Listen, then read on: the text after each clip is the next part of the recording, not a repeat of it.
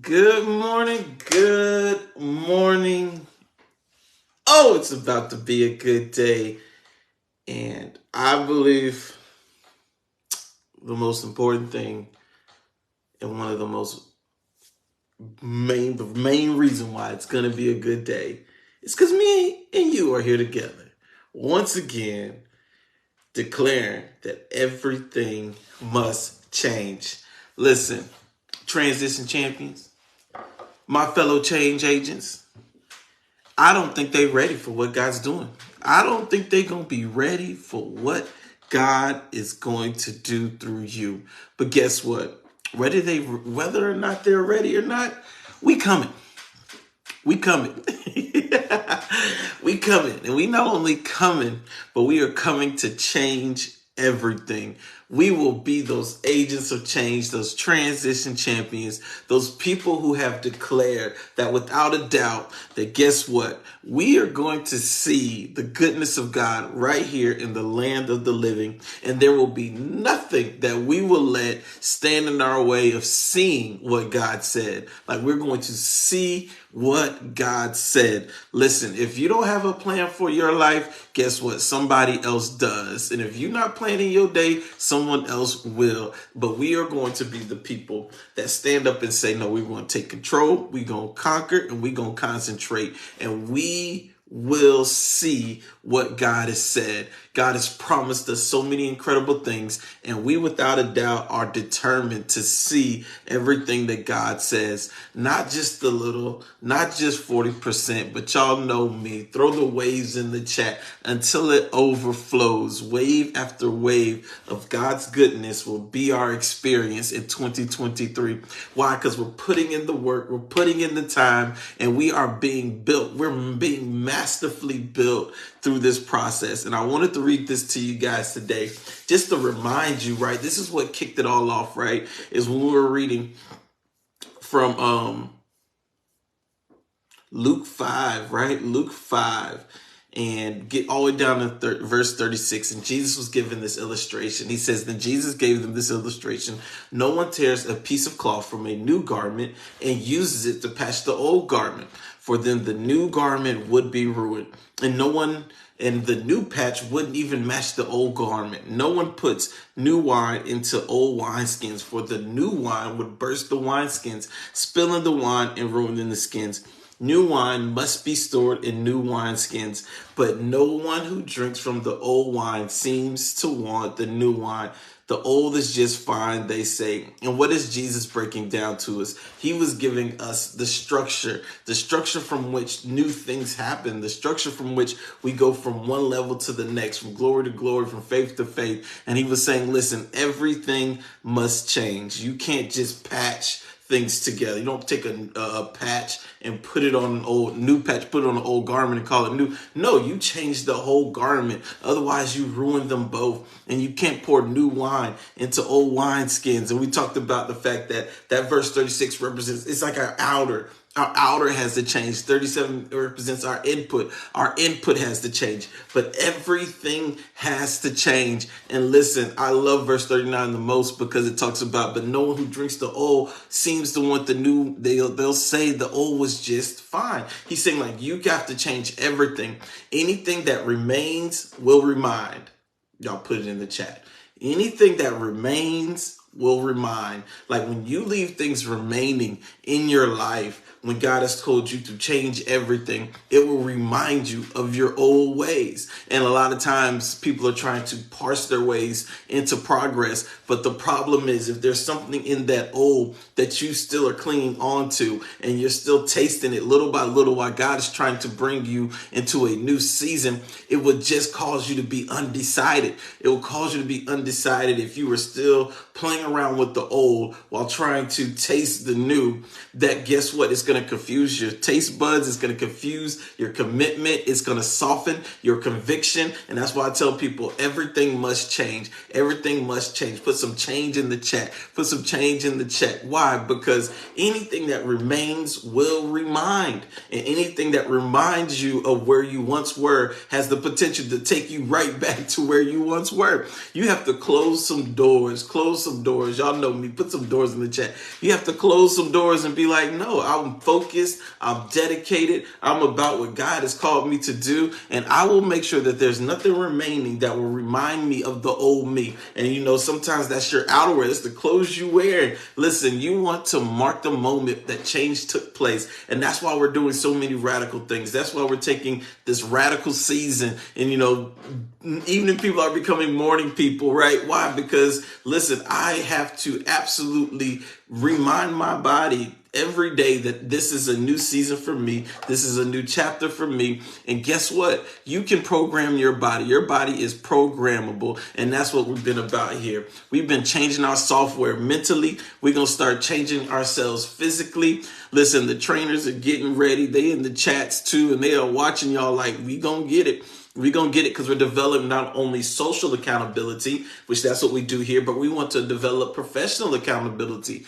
A lot of people only have one level of accountability in your life, but in anything that you're doing and wanting to press forward in, you need to have social accountability. Those are just your peers that are doing it with you. But then you must have professional accountability. That's the person that is where you're trying to go and knows how to direct your path in ways that you cannot do yourself. And so you want to have both layers, right? You want to have the full package of what's available for your progress. So I'm so excited to be here with you, right? Mr. Change Your Life, as they're calling me today. Mr. Have a Good Day himself. Mr. Good News.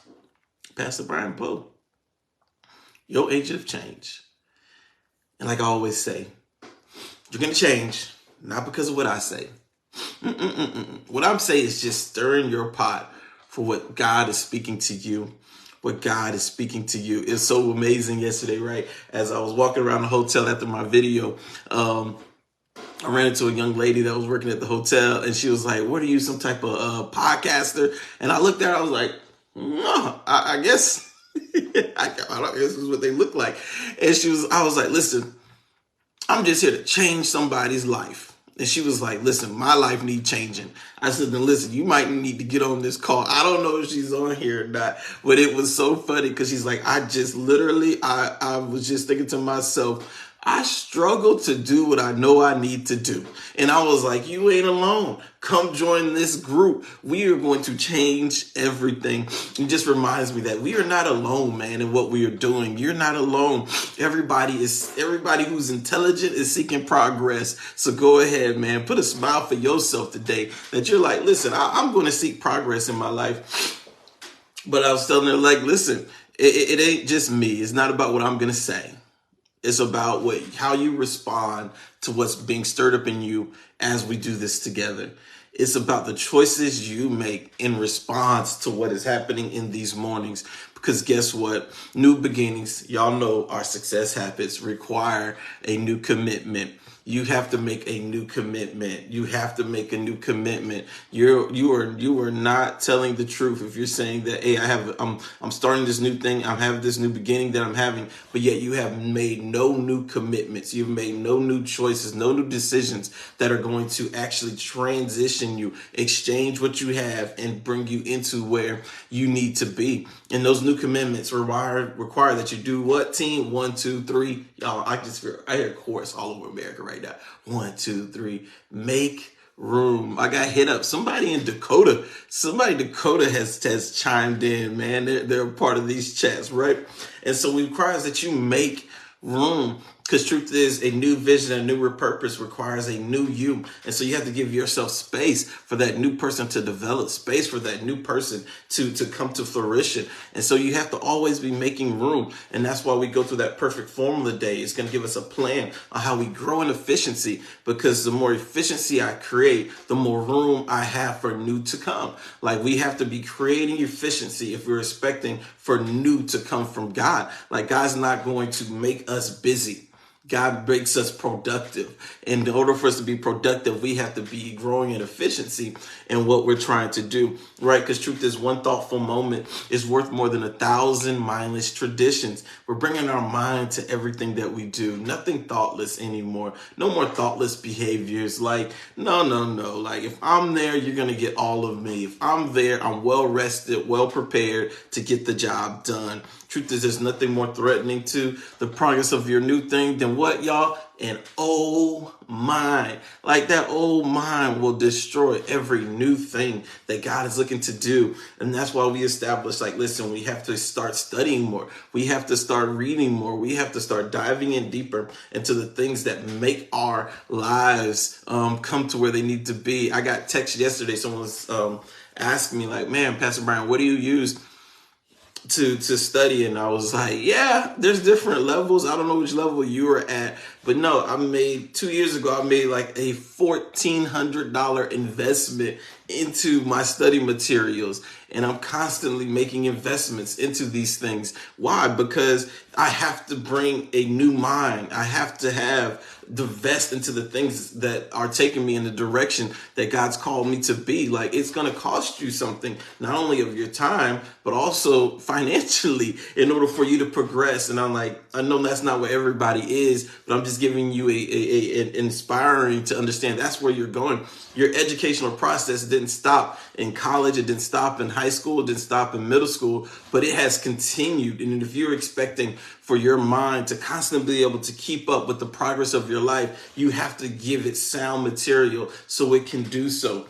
And so that's what we're doing. We're reading 5 pages every day out of a spiritual growth book, out of a purpose book, out of your place of vocation. We're reading a chapter a day out of the Bible. We are reading our perfect formula book. And people are like, 5 pages doesn't seem like a lot. Well, it's not about destinations. It's about having a better journey in life. It's about you understanding what's good for you. Listen, a lot of people are just trying to get to the end of things, when the truth of the matter is you want to develop better habits on the way to things. It's our habits that we are looking to form. And those habits say that I am committed to me. I'm valuing me. I believe in what God can do through me. I believe that there's something good. And so it's not about saying I've read these 50 books. It's about saying, like, no, I'm always pouring in so God can bring something new out. And so it's about the habits that you're forming. And so don't get caught up in the rat race and trying to compare yourself to other people, because it's your journey. But every day you want to make sure that you're doing something that is progressing you. That's the whole point. And so that's our strategy. And we're going to develop this plan. And you guys are going to have the most well-rounded plan that you've ever had before heading into a new year. And I'm so excited about walking through that journey of developing your purpose, your picture, your plan, and forming sound accountability. As you can see, we threw another layer in there yesterday. We're understanding that you have professional accountability and social accountability, and understanding that those are 2 different layers that go towards your complete package of accountability. And so it's just little nuggets like that. And we're going to walk you through it. I'm going to walk you through it. And I love doing it. But you guys know we like starting off in our perfect formula book. And so today, right, we conquered, we should have controlled our mornings and know how to control our mornings. And now we're going over to conquering the afternoon. And at the end of the day, man, in order to conquer the chaos of the afternoon, everyone's afternoon is chaos, right? And there's a lot of things that go on. People are high alert. People are all over the place, right?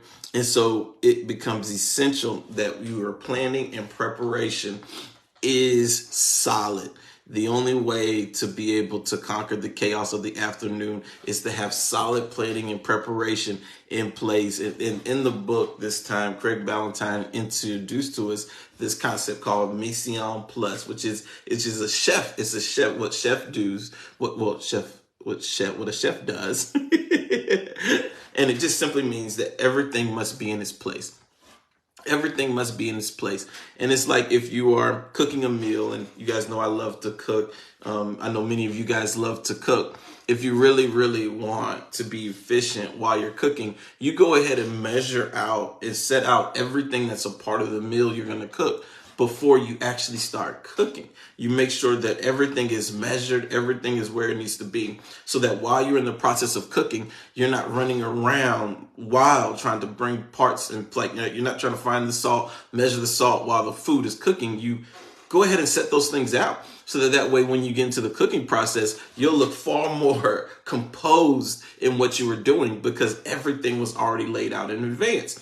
And that's the same approach we want to take to our afternoons, take to that moments where we're like, okay, I'm going to be in the chaos of what's happening. And so everything must be in its place for my afternoon task and assignments. Why? Because one thing we already did, right, is we always conquer our toughest task first. And so our toughest task is out the way. So now we have tasks that are happening in our afternoon that require for us to still be present, but you don't want to create chaos by not having everything in its place.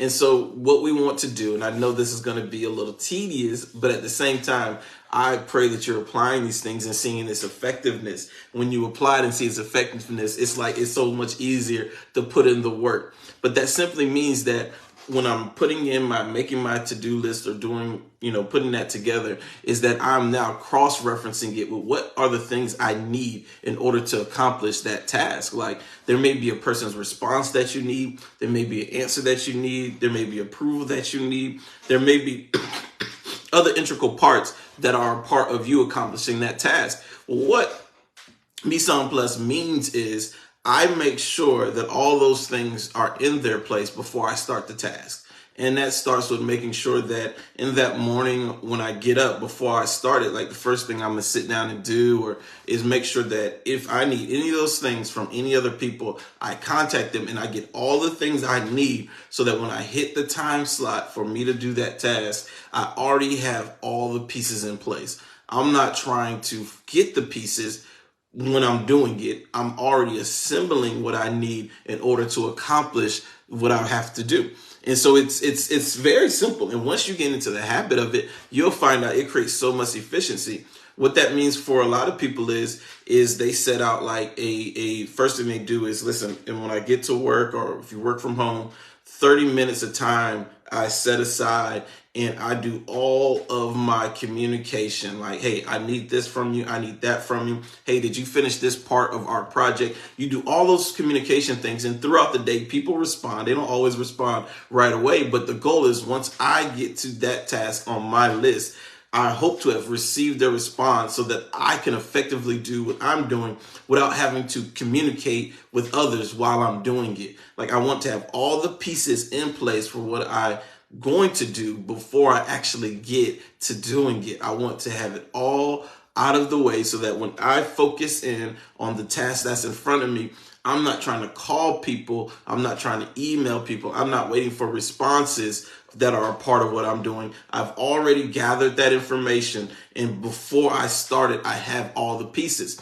A lot of times for myself, if I don't have all the pieces, I may move that task to a later part, but I want to know what are the pieces I need for the task that I have in front of me, and make sure that those pieces are in place before I put my focus on it. Why? Because it breaks. If you have to break away to get pieces while you're in process, your focus breaks, your times get expanded, and your days get off track. Why? Because now I'm interfacing with somebody and they might not be ready to respond. And so you want to be able to have that in place. And so that when you open the task on your to-do list, this is so good. When you open the task on your to-do list, all your pieces are in place the same way as a chef would already have all of their ingredients measured before they start cooking that meal.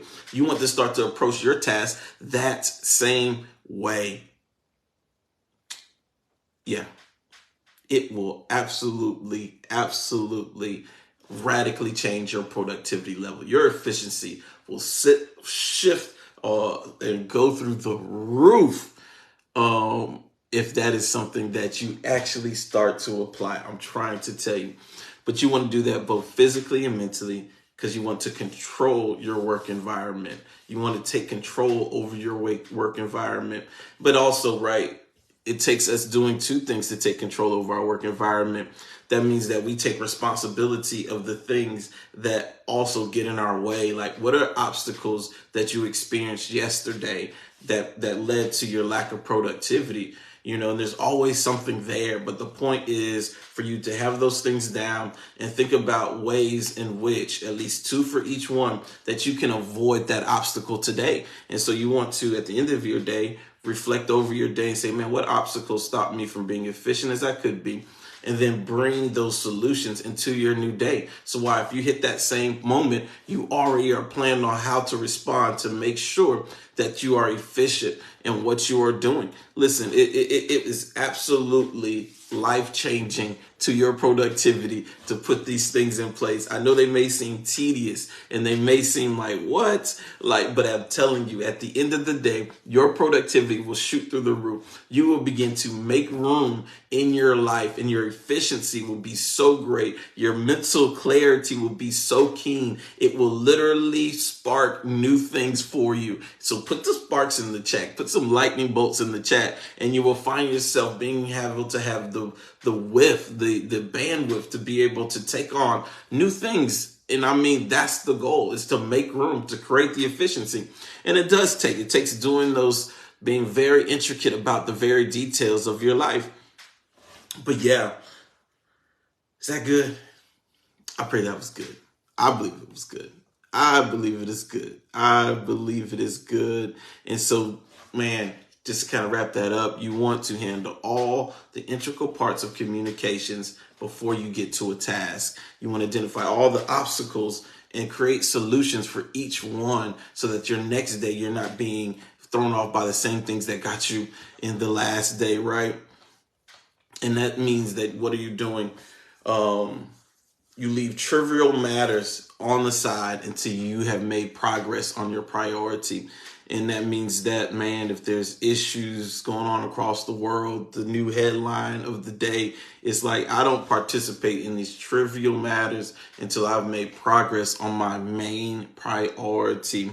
And that right there will create amazing amounts of efficiency throughout your day.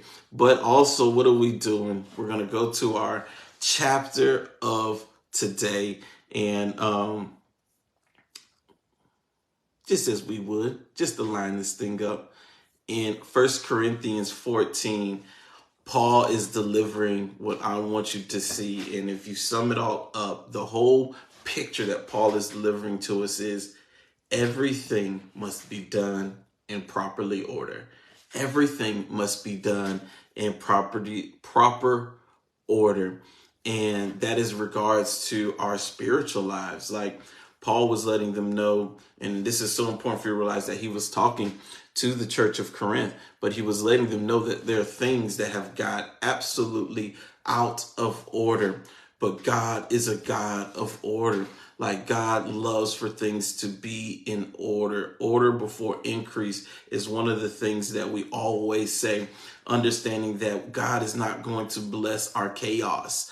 God is not going to bless our confusion. Like God blesses clarity. God blesses efficiency. Like God blesses things of order. And so all of this process has been doing that. It's been bringing amazing amounts of orders to our day. And that's why I tell you can absolutely expect for God to show up and God to bless what you're doing, because you are putting principles, rules, and values in place that are creating order throughout your morning. Now we done went into the afternoon. But in verse 33, it says, for God is not a God of disorder. God is not a God of disorder, but of peace, as in all the meetings of God's holy people. And Paul, of course, was specifically dealing with how the church of Corinth was coming together to worship. And he's saying, listen, you guys have gotten out of order in your worship. You've forgotten what the main thing is and what you were doing. And so that's why he starts off in verse 1 by saying, let love be your highest goal. Like love should be your highest goal. Love should be your highest goal. As people of God, I know there's many different spiritual gifts, and we talked about those a couple of days ago. But at the end of the day, love should be our highest goal. Us being instruments of God's love should be the highest goal. That is the order. Like before I'm over here trying to be this prophet, this evangelist, this pastor, this teacher, whatever it is, before I'm trying to be those things, I should have love as the highest goal above all of those things. Because as you know, Paul said, if I don't have love, I'm just making noise. I'm just out here taking up space. And so verse 7 says, even lifeless instruments like the flute or the harp must play the notes clearly, or no one will recognize the melody. And he's talking about the order. He's saying, like, even if you had all of this together, if you are not operating them in order, then everything will just be a bunch of noise and nobody will be able to recognize the melody of the song. And I'm telling you, this is why that perfect form, I know I'm going back with that perfect form of the book is so good in doing all those tedious things, right? Because it's putting your life into perfect melody. You want your life to be a sweet fragrance, the Bible says, so that when people see it, it's like they smell us coming. They see us and they see the good that is radiating from us, and God is letting us know. That's a response to your life being in order. That's a response of your life not being chaotic, but things being in their proper place and allowing your life to play before others like a sweet melody. And that melody, the first note of any melody with God,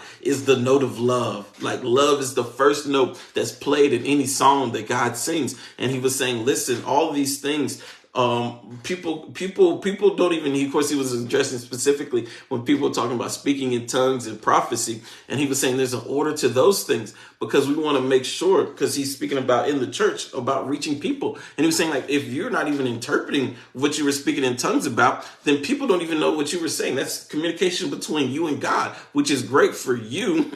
But in this environment, it can actually cause a distraction to those who don't know what you said. So if you are speaking in tongues, man, bring an interpreter. Let somebody interpret what you were saying, so that way we can all be on the same page. And that's what Paul was like, listen, we have to be in order so that we can all walk as one. We can all go in the same direction. Like, no isolated movements from what God is doing with us together. And so that first note is love, that gets us synced up in anything that God is calling us to do. And once we have become synced up, we must then act in order in all that we are doing. But what I love is so important about this is to understand that we serve a God of order.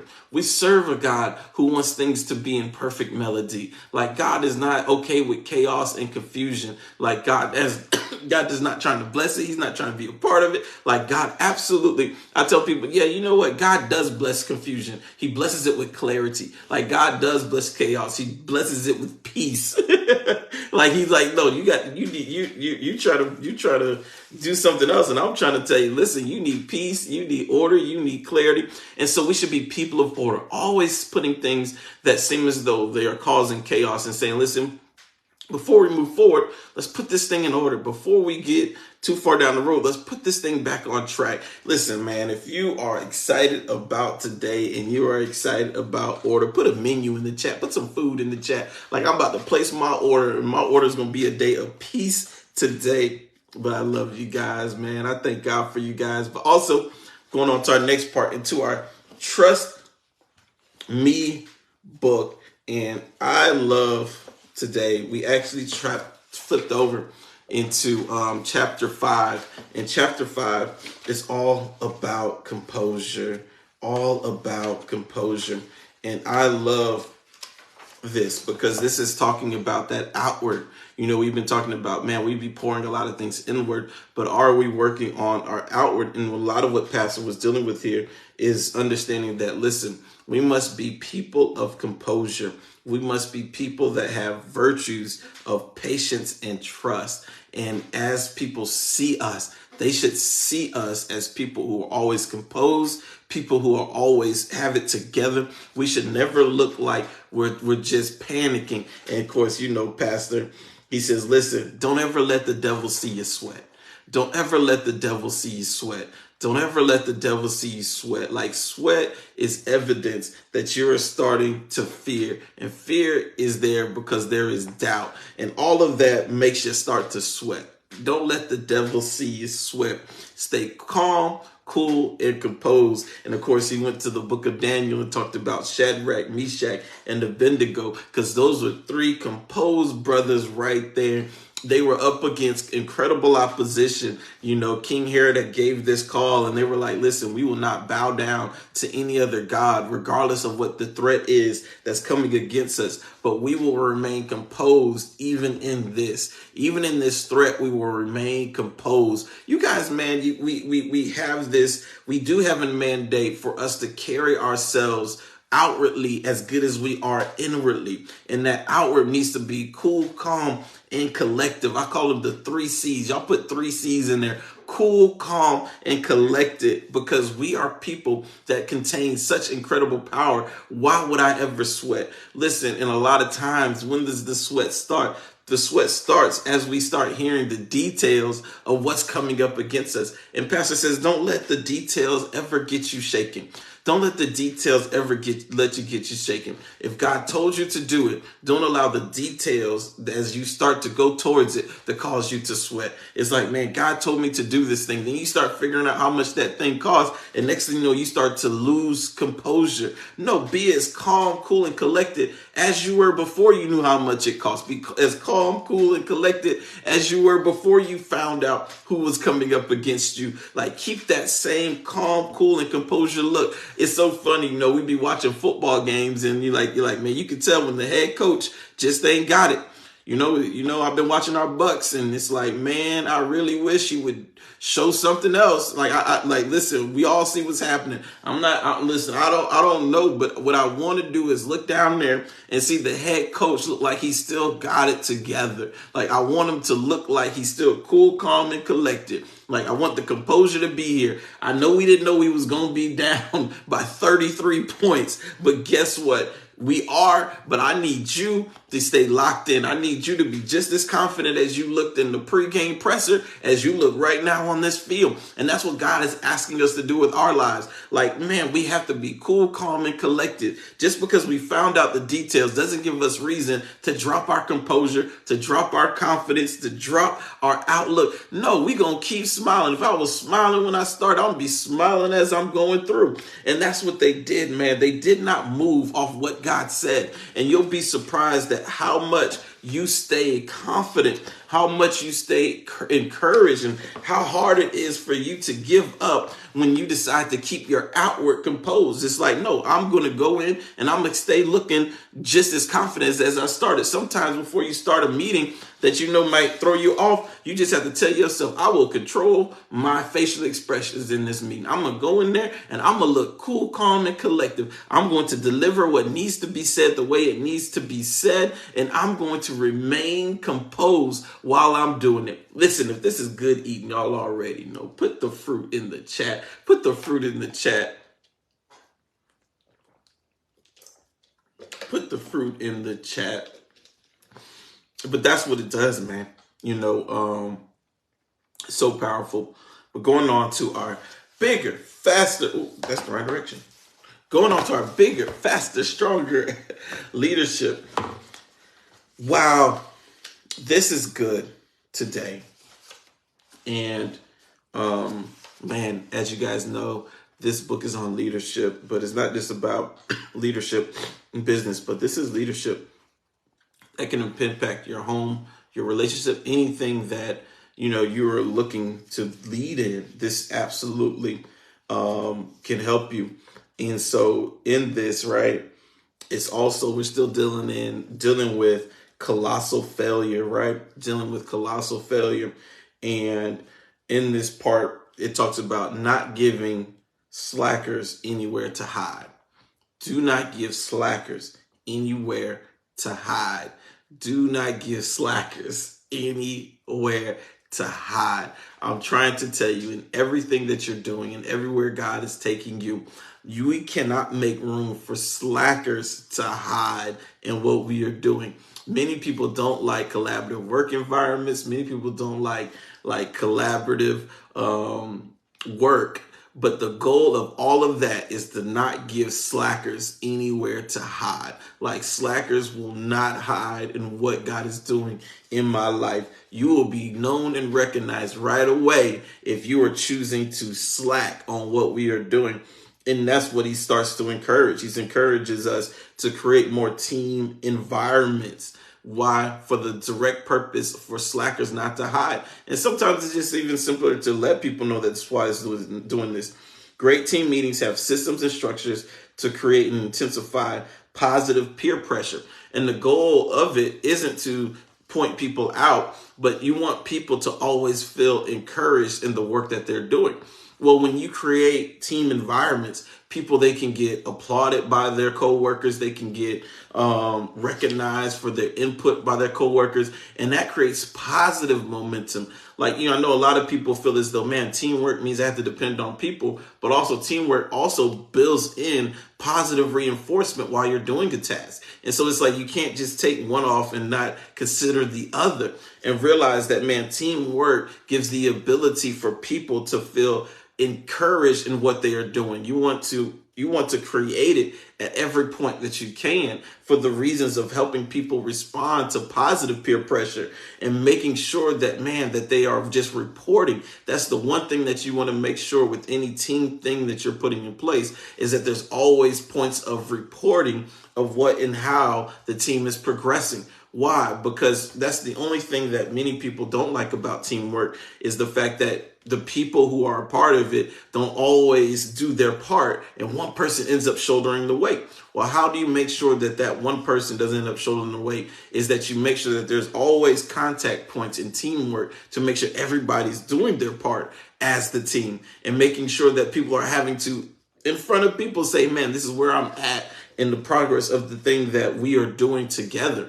And that right there is so important, because it gives slackers nowhere to hide, and it creates the best creative work environments. And so for you and what you're doing, you want to make sure that that is a huge piece of anything you're building as a leader, is that you're making sure that slackers have nowhere to hide by creating a lot of team projects. But with those team projects, you want to make sure that you're always having a steady point of accountability for everybody wearing their weight. But in those moments, always making sure people are being encouraged by each other, that there's peer-to-peer encouragement, not just encouragement from supervisors down, but encouragement from peer-to-peer, because it will create positive momentum and positive energy in your organization and in your family, when people aren't just looking downward for encouragement, but they're looking side to side and shoulder to shoulder for people to be in the fight with them. Man, this is so good. But man, here we go. This is a heavyweight one as we are closing out this morning. And man, I'm getting excited. So when I get excited, I end up kicking the stand. So I just kicked the stand again. But there's an absolute thing that Dr. Chan wants us to be very clear about, and that's this.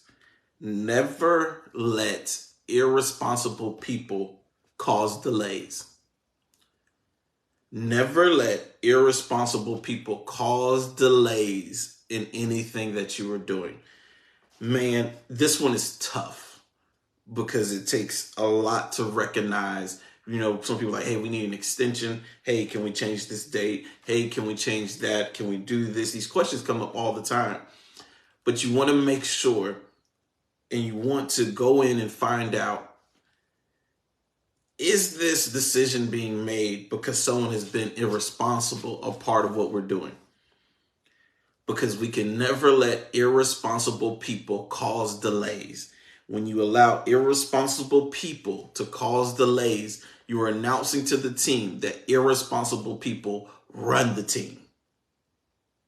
When you allow irresponsible people, that means people that were just not taking the task serious, was not taking the day serious. They were just actually not being proactive. They were being reactive. When you allow people who were irresponsible to cause delays, you are allowing irresponsibility to guide the team, and that will always end in your productivity plummeting. If people are trying to figure out why has productivity plummeted in what I'm doing in the team I have, it's because irresponsible people have started to run the team. And how do irresponsible people get control over the team? By you approving the delays that they make. When irresponsible people start to cause delays, it says to the people who are productive that deadlines don't matter, my effort don't matter, and it doesn't add up to anything if I go the extra length. Why? Because the irresponsible people are here controlling the deadlines. And so it's like, man, we have to cause an absolute to this. Listen, I read this and I was like, I got some work to do today. I was reminded of this one today. And I was like, listen, that's right. That's right. That's right. And so I'm so excited about today. I pray that you are excited about today. And as always, I love to end on something encouraging for you as you go throughout your day. If you guys have been blessed today, just put some hallelujahs hands up in the chat. But this is what we're reading today out of Divine Direction, just for some encouragement. It says, we are not made to be spiritual consumers. God has called us to be spiritual contributors. The church does not exist for us. We are the church, and we exist for the world. Read it again. We are not made to be spiritual consumers. God has called us to be spiritual contributors. The church does not exist for us. We are the church, and we exist for the world. Well, I love you guys. I thank God for you guys. I pray that you guys are having an incredible, incredible journey thus far. It's day 15, and it feels like we're just getting started. I'm so excited for what God is going to do as a result of the time you were spending and dedicating to your future. I love you guys. Mr. Have a Good Day. Mr. Good News himself. Mr. Change Your Life signing off. See you tomorrow.